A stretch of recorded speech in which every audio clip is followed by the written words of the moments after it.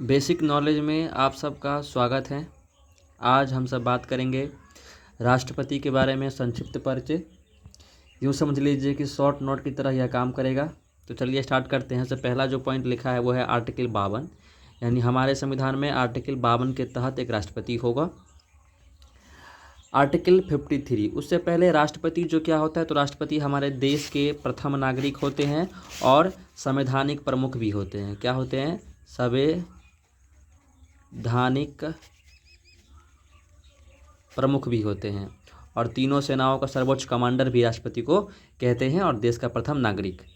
Article 53 जो राष्ट्रपति से संबंधित है, कार्यपालिका का शक्ति राष्ट्रपति में निहित होता है। ठीक है, आर्टिकल 53 के तहत कार्यपालिका की शक्ति जो होता है वो राष्ट्रपति में निहित होता है, लेकिन राष्ट्रपति जो है वो मंत्रिपरिषद के सलाह अनुसार काम करते हैं। आर्टिकल 54 में बात किया गया है निर्वाचक मंडल, यानी राष्ट्रपति के निर्वाचन मंडल, और राष्ट्रपति के निर्वाचन में लोकसभा के मेंबर, राज्यसभा के मेंबर तथा राज्यों के विधानसभा के मेंबर भाग लेते हैं। ये काफ़ी अच्छा पॉइंट है। आर्टिकल 54 में राष्ट्रपति के निर्वाचन मंडल से संबंधित है और इसमें लोकसभा, राज्यसभा तथा विधानसभा के मेंबर राष्ट्रपति के चुनाव में भाग लेते हैं। आर्टिकल 55 के तहत राष्ट्रपति का निर्वाचन समानुपातिक प्रतिनिधित्व प्रणाली और एकल संक्रमणीय मत पद्धति के द्वारा होगा। अनुच्छेद 55 के तहत राष्ट्रपति का निर्वाचन समानुपातिक प्रतिनिधित्व प्रणाली और एकल संक्रमणीय मत पद्धति के आधार पर होता है। आर्टिकल 56, तो इसके आर्टिकल 56 के मैंने इस पर इसलिए नहीं लिखा क्योंकि देखो, मान लो कि कोई व्यक्ति राष्ट्रपति बन गया है, तो राष्ट्रपति बनने के बाद 5 साल तक, कितने साल तक? 5 साल तक राष्ट्रपति रहेगा और जब तक एक नया राष्ट्रपति चुनाव नहीं हो जाता तब तक वह अपने पद पर कार्यरत रहेगा। यह आर्टिकल 56 में लिखा गया है, यह अपने भारतीय संविधान में कहा गया है। चलिए नेक्स्ट है आर्टिकल 61, जो भी आर्टिकल है महाभियोग। सबसे पहले ये बता दूं कि महाभियोग जो है वो अमेरिका के संविधान से लिया गया है।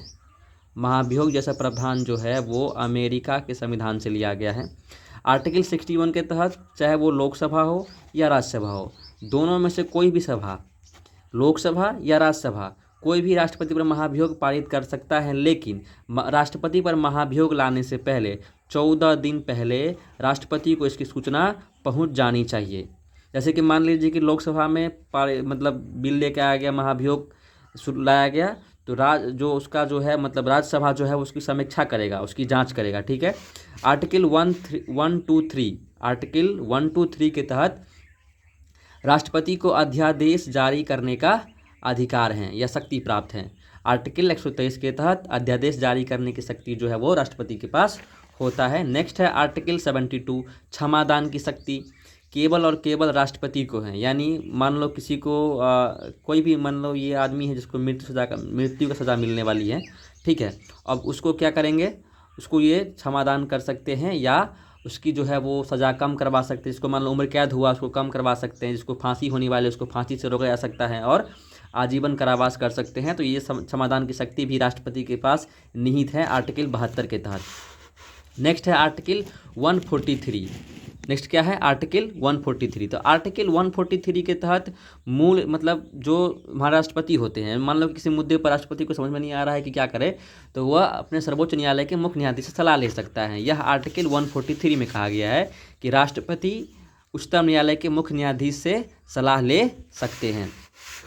अब भाग 18 में हम लोग जानते हैं कि आपातकालीन उपबंध है और आपातकालीन उपबंध लागू करने का अधिकार भी राष्ट्रपति के पास होता है। तो भाग 18 में आपातकालीन उपबंध में 3 प्रकार के आपातकाल के बारे में हम सब अच्छी तरह से जानते हैं जो पूछेंगे एग्जाम में।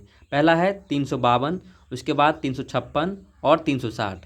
तो 352 के तहत राष्ट्रीय आफत होता है, किसी बाहरी आक्रमण से या अंदर ही कोई ये ऐसा माहौल हो गया है जिसकी वजह से शासन आपातकाल लागू करना पड़ सकता है, तो ये राष्ट्रपति करेंगे। आर्टिकल 356 के तहत क्या होता है, तो राष्ट्रपति शासन होता है। किसी राज्य में संवैधानिक तंत्र विफल होने पर जो है वो आर्टिकल 356 लगाया जाता है। और आर्टिकल 360 में है वित्त आपत, जो आज तक कभी लागू नहीं हुआ। आर्टिकल 108 यानी आर्टिकल 108 के तहत राष्ट्रपति को यह अधिकार है कि वह संयुक्त अधिवेशन बुला सकता है, लोकसभा और राज्यसभा का संयुक्त अधिवेशन बुलाने का अधिकार राष्ट्रपति को है आर्टिकल 108 के तहत। और आर्टिकल 58 के तहत राष्ट्रपति के पद की योग्यता है, यानी उनकी उम्र कम से कम 35 साल होना चाहिए, भारत का नागरिक होना चाहिए, लोकसभा का मेंबर बनने योग्य होना चाहिए, और क्या होना चाहिए, और मतलब वो किसी लाभ के पद पर नहीं होना चाहिए। तो ये सब जो है वो योग्यता है राष्ट्रपति के आर्टिकल 58 में। ये क्वेश्चन आप सबके लिए है कि भारत की दूसरी महिला राष्ट्रपति कौन है, और कमेंट करेंगे प्रथम महिला राष्ट्रपति कौन थे, और ये जो दूसरी महिला राष्ट्रपति है वो कौन है, किस राज्य से बिलोंग करती हैं, और भारत के कितने नंबर के राष्ट्रपति हैं।